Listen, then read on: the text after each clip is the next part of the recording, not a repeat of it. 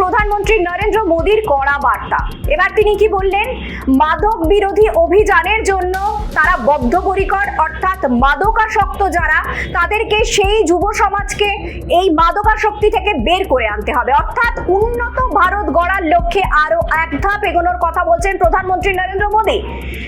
2047 সালকে তিনি উন্নত ভারত গড়ার লক্ষ্যমাত্রা হিসেবে ধরে বলছেন 100 সপ্তাহ ধরে, অর্থাৎ 100 সপ্তাহে প্রত্যেক রবিবার এই মাদক বিরোধী অভিযান চলবে।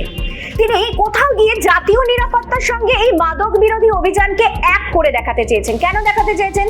তার কারণ তার বক্তব্য যে বিভিন্ন যে শত্রু দেশগুলি ভারতের রয়েছে তারা মূলত টার্গেট করে যুব সমাজকে। তার কারণ যুব সমাজের ব্রেন ওয়াশ করা কিন্তু অনেক সহজ, এবং যারা মাদকাসক্ত হয়ে থাকেন তাদের দিকেই বেশি লক্ষ্য থাকে এই সমস্ত সন্ত্রাসবাদী সংগঠনগুলি। অর্থাৎ কোথাও জাতীয় নিরাপত্তার সঙ্গে কিন্তু এই মাদক বিরোধী অভিযানটাকেও তিনি এক করে দেখাতে চেয়েছেন।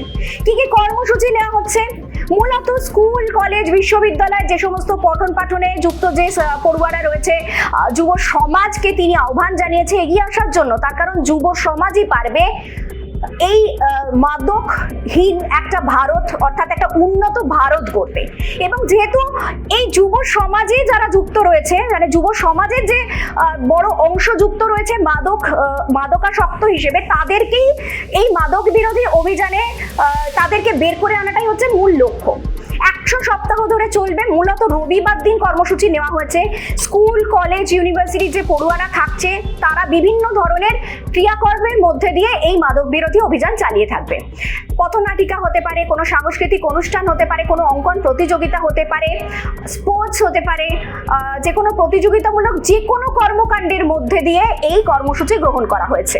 এখানে যেমন স্কুল, কলেজ, বিশ্ববিদ্যালয়ের পড়ুয়ারা থাকবে, তেমনই 125টি প্রতিষ্ঠান, আধ্যাত্মিক প্রতিষ্ঠানের স্বয়ংসেবকরা থাকবেন যারা এই কর্মসূচিতে এগিয়ে আসছেন। অর্থাৎ একটা কথা কিন্তু বলা যেতে পারে যে মাদক বিরোধী অভিযান জোরদার করতে চলেছে কেন্দ্রীয় সরকার। সেই বার্তাই দিয়েছেন প্রধানমন্ত্রী নরেন্দ্র মোদী, এবং কোনোভাবেই কিন্তু আপোষ করা যাবে না। তার কারণ তিনি মনে করেন যে এই যুব সমাজ কিন্তু আগামীর ভবিষ্যৎ, এবং তাদের যদি সুস্থ থাকতে হয় মানসিকভাবে এবং শারীরিকভাবে, তাহলে তাদের মাদকহীন জীবন কাটাতে হবে, অর্থাৎ মাদকাসক্ত হলে কোনোভাবেই চলবে না।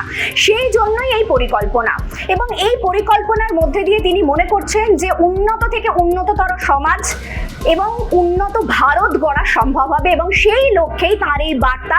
যুব সমাজকে এগিয়ে আসার আহ্বান জানিয়েছেন, এবং এই যুব সমাজকেই কাঁধে কাঁধ মিলিয়ে লড়াই করে মাদকাসক্তদের নির্দিষ্ট পথে চালনার দায়ভার তিনি সঁপেছেন।